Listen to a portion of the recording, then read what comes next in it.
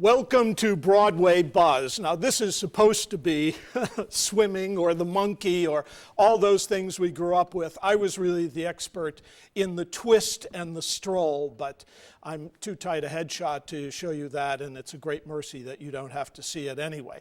But in any case, welcome to Grease. Grease is a show that has found a life for over 40 years. Let me just go back. I mean, you know the music, you know the movie. It has a reputation literally around the world.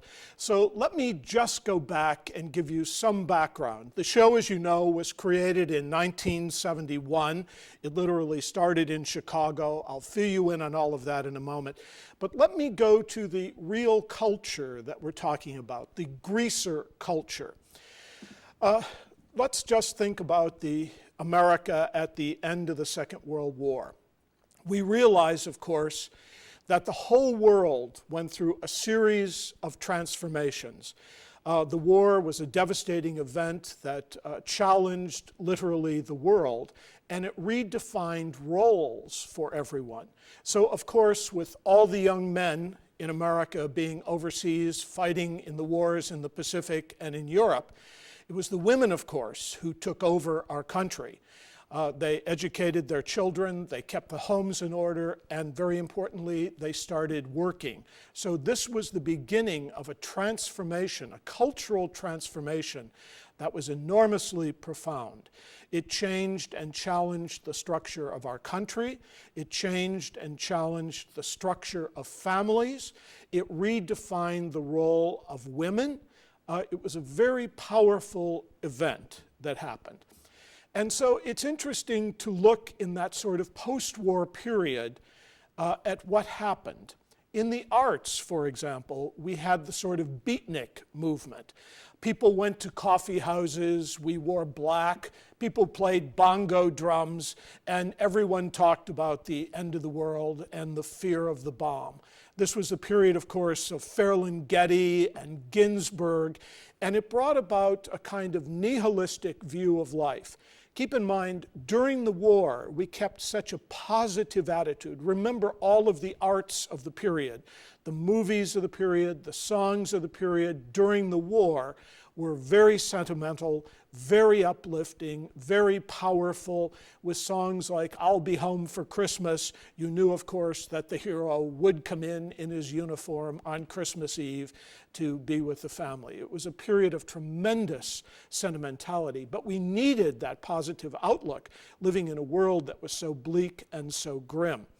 So in that post-war period, after the bomb happened, after Hiroshima and Nagasaki happened, of course, artists started to take up this attitude of a negative view of life.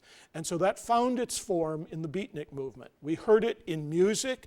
It was the birthing of sort of folk music that would deal with the times, socially conscious music that would challenge the world we lived in. Very powerful time. So this sort of spread down then to young kids, and we moved into this period of rebellion. In the program, I sort of outlined for you large numbers of television shows, movies that dealt with young kids being dispossessed. Young kids, meaning teenage kids, moving away from the established norm, challenging the establishment. And one of the interesting movements that happened in America in the 1950s was this movement called greasers. And basically it referred to kids living in the East and Midwest and also the South. And the idea was they were rebelling against the times. You know, I grew up, this musical that you see is set in 1959 at Rydell High School in Chicago. It is based on a real life story, and I'll get to that in a moment. And the people are really based on real people. The characters you're seeing are really based on real people. But I grew up in exactly that same period. And while I was on the playground, staging South Pacific, the greaser kids were going by and on their way would stop and beat us up for being such geeks. I do want to tell you one funny story. I just went to my 50th high school reunion, and I'm happy to tell you that greasers do not age well. So, you know, the kids that were on the playground doing South Pacific turned out to go to Harvard and Yale and have distinguished lives. So interesting, but we'll get to this period. So the greaser movement that happened in the 50s was basically a movement of kids being dispossessed. They came from lower middle class families. The idea was to sort of mock the establishment. They were going to be one of the first to challenge sexual limits.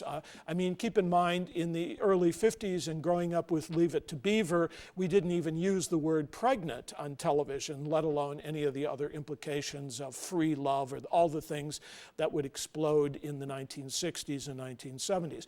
But these kids, the greaser kids then, were kids who were out of sync with life, who were disappointed with what the world was and trying to find their own way. They created groups. I really can't say they were gangs, but they were groups. And they were like-minded kids who hadn't yet found their way. And this, of course, will be the basis for the characters that you see in this musical. Now, there was a very special dress code, as there always is in every culture. I mean, the hippies and all of their ideas in the 60s of being free ended up wearing the same kind of uniform the man in the gray flannel suit wore. I mean, they had to have greasy hair, they had to have baggy clothes, et cetera, that didn't match, et cetera. But in the 50s, and with the greasers, their look, the boys wore leather jackets, they greased their hair, they wore what was called a ducktail, which meant they put so much petroleum jelly on their heads they could hardly hold their heads up, or they put olive oil on their heads. The young girls wore poodle skirts and soft wool sweaters, and there was a look to the age. So in this rebellion, the rebellion of the greasers had to do with sexuality, it had to do with class, it was challenging the idea of the emerging and strong middle class, and they were rejecting those values. It was a period of tremendous materialism. Many people were buying houses for the first time, cars for the first time, credit cards were starting, and so it was a whole generation that was moving towards a very materialistic view of life. The greasers moved very in the opposite direction. And their idea was pleasure at the moment, going to the drive-in, going to the little soda shop, riding around in old jalopies, and loving most of all Cadillac cars with fins. So that was the period that this musical is based on. And you know, there were large numbers of movies that reflected this idea of the youth being dispossessed. I mean, it's probably started in 1953 when Marlon Brando roared off on his motorcycle in The Wild One. You know, every time I see motorcycles passing me on the highway, I keep hoping when I turn I'm going to see someone as compelling looking as Marlon Brando was in that movie. Never happens. And then, of course, James Dean reestablished you know, the youth who was out of sync with the world in Rebel Without a Cause. I listed for you in the program large numbers of movies, television shows that moved in that area that gave us, one, an adoration of the 1950s that put focus on young kids who were dispossessed, were trying to find their ways, and then subsequently it gave us a whole body of art that would open the door for Grease. Okay, so let us get to Grease. Let me introduce two young men, Jim Jacobs and Warren Casey. Jim Jacobs literally grew up and went to a high school called the William Howard Taft School in Chicago. He was a young kid who didn't belong to society. He only loved his guitar. He wasn't very good in school. And what he loved to do was to create music. And so he grew up in this period. And literally, when he created the book for this story of Grease, he literally was referring to a group of 30 friends who were a part of a whole greaser movement at William Howard Taft High School. He named the school Rydell High, which has become one of the most famous names in all of the musical in terms of a high school, and he set the time for 1959. Let me just make an interesting point for you here.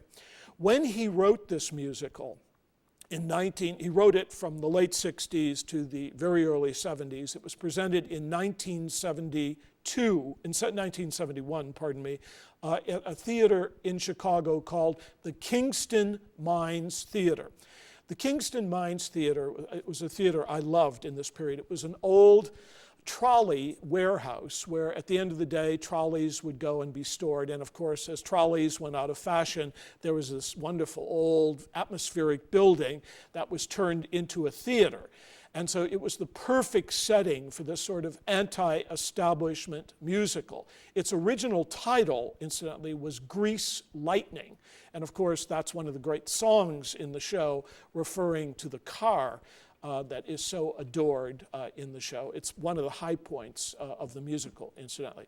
So here we have this original musical called Grease Lightning happening in this wonderful old atmospheric barn put together by two young kids, Jim Jacobs, who was really telling his life story, and his partner, Warren Casey, who was also a gifted musician. These two young kids met doing summer stock. They were in a shot in the dark, incidentally, and they had a lot of free time. They had small walk-on roles, and so they spent their times creating music about the period that Jim Jacobs loved the most, the late 1950s. Now, let me tell you an ironic story. He invited all of his 30 friends to come and see the show in Chicago because it was really based on their lives. He sort of mixed personalities and would take 3 or 4 different personalities and blend them into one character. But he used the real names of his friends. So the only way he could get them to come to see the show was saying, "We're using your name in the show." So they came to see what he was doing.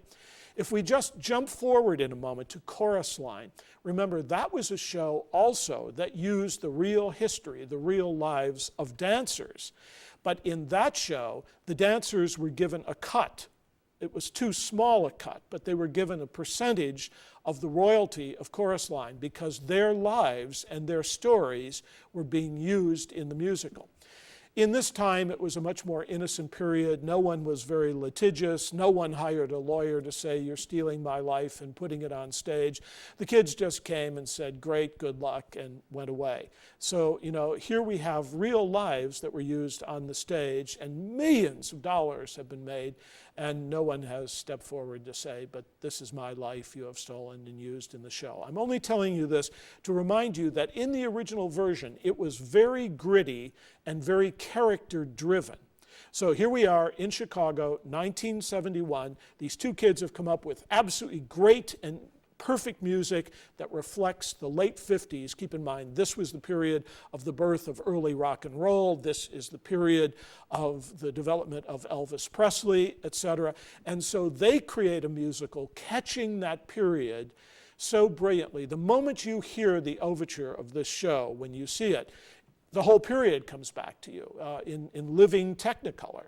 And then, of course, the characters, as they play themselves out, are definitely of a time and place that you will clearly recognize. And it's a period of time that the arts has really loved and adorized, looking again at that list of movies, plays, musicals that have dealt with this period. Okay, so we have this story. It was playing in Chicago, but let me tell you this. In the original version of the show, it was billed as a play with music.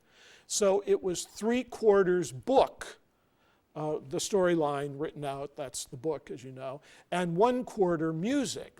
So several producers came from New York, and they said, "We would love to move this show off Broadway, but you have to agree to stripping the book down and pumping up the music." So the end result, within a year, they recreated the show, quickly writing music. These two young men, Jim and Warren, were very prolific. They both loved the period. They understood the sound. They were gifted musicians. So they very quickly came up with an additional body of songs to move the show to New York. So by the time the show moved off Broadway, It went from having a book that was 3/4 of the story to being a book that was 1/4 of the story. They went from music that took only 25% of the time to taking 75% of the time. And it was the smartest advice, of course, the producers could have given them. Also, I want to make another point for you. In that original version, it was very gritty. It was sometimes very vulgar. And for the time, I mean, even though they were writing about the 50s, they were presenting it in the 70s, they were still pushing the envelope with a lot of ideas: teen pregnancy, sexual freedom. We'd moved through the 60s by this point, so it was certainly acceptable to discuss these ideas in the theater. But there was a kind of grittiness and vulgarity to that original version, and they cut that out. So one of the things I want you to realize, ironically, as this show made its transition to the commercial theater, it was sanitized. Therefore, the characters were made more accessible. We could relate to them more and identify with them. Okay, so the show moved off Broadway in early 1972. It was an enormous hit. It very quickly moved to Broadway, where it developed a cult following. It played 3,388 performances in that initial run, becoming the longest running musical on Broadway. Of course, it's been eclipsed now many times since, and as you know, Phantom of the Opera holds the record for the longest running show in Broadway history. But what I do want to remind you of now, Grease is still number 13. And there's a very interesting story about the development of what happened to Grease beyond its Broadway run. So one, it became an enormous hit. Very sophisticated New Yorkers related to this story of down and out kids who really had bad or no values that we would want to live with, and yet they were so enamored of the music and the fun of the show that it took on that very long life. It then played on national tours. It moved to England, where it was loved. I want to tell you one interesting sociological comparison. When the greaser movement happened in America, it happened in the 50s. It very quickly spread to England, and it became very popular with the same group of people, lower middle class people living in suburbs on the fringe of cities, or living in the city in very poor situations. And the greaser movement became very popular in England in the early 1960s. It then spread to Australia, where it became popular by the late 60s and early 70s. I've given you references to that in the program, so you can see all the names of what people called one another in that period, et cetera. But the same thing happened with the show. It first of all was an enormous success in America, doing national tours. Then it was done in high schools and colleges everywhere and regional theaters. It found a tremendous life. But in the same way, it moved to England, where it became an enormous hit. But that's because the English related to the movement that happened in their own culture. And I want to tell you another interesting story. When the show moved to London, Richard Gere had been a young unknown actor working as standby for the New York production. He never really played significant roles on Broadway. He stepped in a couple of times. But in London, he was discovered as Danny, and that's where his reputation started, and he became an enormous hit in England playing that role. And then, of course, Australia discovered it, and the same thing happened with the musical in Australia. So the same sociological development that happened with the greaser movement happened in the theater movement as Grease found its way literally around the world. It's one of the most popular shows in Asia. I mean, can you think of a Japanese cast doing this show? And yet it's enormously popular everywhere in the world. Okay, so then the show had a major revival in 1994 on Broadway. Let me go back one moment. I do want to talk about the movie. The movie came in 1978. And in my mind, the definitive version of this show is the movie. John Travolta gives an indelible performance. He makes Danny enormously dimensional and interesting, and Olivia Newton-John gives an absolutely stunning and delightful performance. Her voice is perfectly orchestrated for the movie, and the movie really catches the ultimate qualities of the show. The other thing that happened, the producers of the movie were very smart in saying, we want extra songs. Even though the show is successful, we want to alter it. And so we know in the history of movies taking over Broadway musicals that sometimes they add one song, but Evita, we think of Madonna wanting her own special song, which ultimately did win the Academy Award, incidentally, and Andrew Lloyd Webber provided it for her. And so it goes with many shows. But in this case, 4 new songs were written for the movie musical of Grease, and they included You're the One That I Want, Summer Nights, Hopelessly Devoted to You, and then, of course, the title song, Grease, which went on to be a #1 hit. All 4 of these songs took #1 positions on the charts, and so it revitalized the show in a special way. Jim Jacobs, who was the original creator, said, why would Hollywood have asked me? It's only the story of my life. It's only my music. It's only my show. But he wasn't asked to do these additional songs. And the songs, of course, took the musical into another level. Now, happily, the show then had a revival in New York in 1994. You remember that Rosie O'Donnell played one of the central characters in the show, and a whole litany of famous stars moved through it. Brooke Shield, incidentally, won the Tony Award for her performance as Rizzo. She was replaced then by Rosie O'Donnell, if you can imagine the transformation. I mean, obviously they had to reshape the role in more ways than the costume. But in any case, the show was a big hit in 1994. And this leads us to the version that we're seeing today. Now, what happened? There was a television reality show that happened called Grease, You're the One That I Want. And it was a 12-episode program where they auditioned people for the leads for Grease, saying that there would be a revival of the show on Broadway. And so 90 million people watched this and got involved with Grease. This was incredible promotion. And in this way, then, of course, they were able to generate an enormous audience that would flock to New York to see the reworking of Grease in 2007. And very smartly, when they reopened the show in New York, they added all of those great songs and award-winning songs from the movie. You will notice tonight when you watch the show, the audience applauds, or the audience wants to sing along with these songs. They come knowing this, having memorized this show. There is really a cult following for this show. And again, very much of it is based, the moment you hear those 4 songs from the movie, a kind of energy shoots through the theater now, because these are the recognizable and most beloved songs from the show. So isn't it interesting? And then finally what they did was to take the winner of American Idol and put him in the show as Teenage Dream, whatever he's called.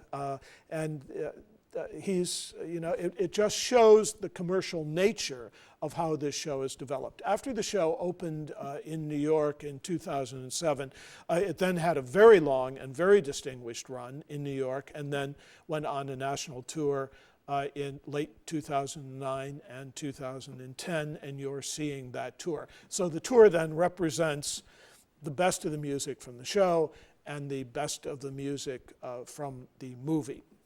Now, I just want to remind you about other aspects of this show that's so phenomenal. You hear that music, and it takes you back into that time. They do a very clever thing in this show. There's a sort of pre-show activity.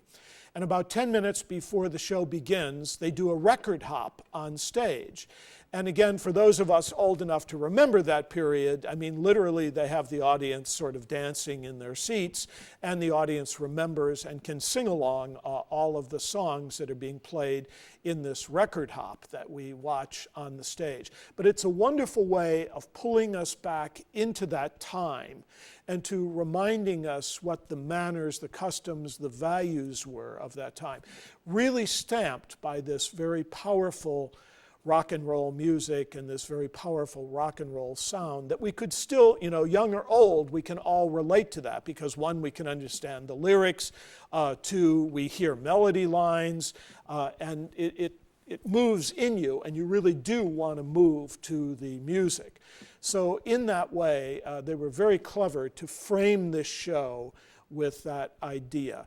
And then, of course, using Taylor Hicks as the American Idol star in the show draws another enormous audience to the theater. So, we talk about the idea it's show business, not show art.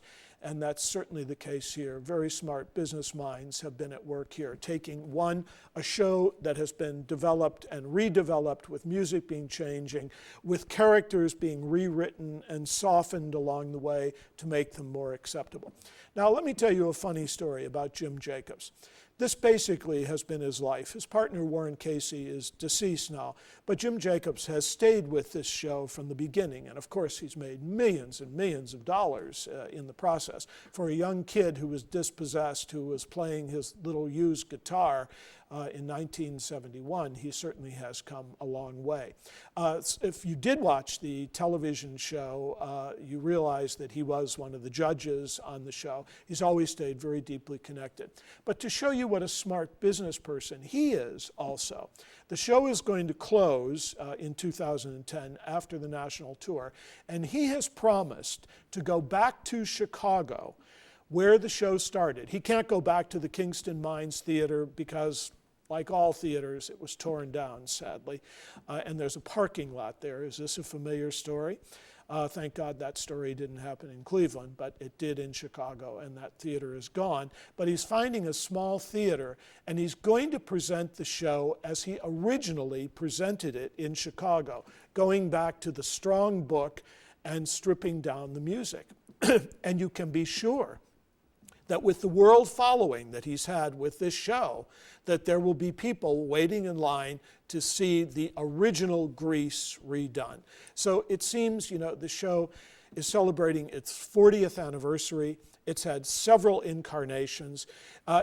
It seems to me if they were to put on the stage all of the actors who were discovered in this show, they include Richard Gere, John Travolta, Treat Williams. The role of Sandy, the ingenue, the lead role in the show, has been played by a variety of very interesting people, including the original Annie, Andrea McArdle, and the original star of Miss Saigon, Lea Salonga. Everyone has found their way into this show. And if they were to put on the stage all of the people who started their careers or developed their careers or revitalized their careers by Grease, it would be a staggering sample of our greatest talents. So, it is a show that's a phenomena. It's changed many times. I can't think of another Broadway show where nothing has really been sacred. You have a great show that was directed or choreographed by Jerome Robbins, and of course we reproduce it using Jerome Robbins' choreography. But in this case, large numbers again of important choreographers have worked on this show. The original choreographer was Patricia Birch, who's a very distinguished choreographer. She was asked to do the movie sequel, Grease 2. She directed and choreographed it, which was a complete disaster, I might tell you. And so she withdrew from any other life with Grease. But no one has stayed consistent with the show. We haven't kept the same director's image. We haven't kept the same choreography. The show has found infinite variety in terms of its visual design and costuming. It's a show that really is a chameleon. It's a show that keeps changing its colors and its shape in every incarnation. And yet it's a show that seems to bring along all those people who, one, loved it in Chicago, loved it in its New York original version, loved the movie version, and yet they're still coming back to see how the show will be reshaped. It's an amazing story, and I think you're in for a treat. So thank you very much for joining us, and I hope you enjoy Grease.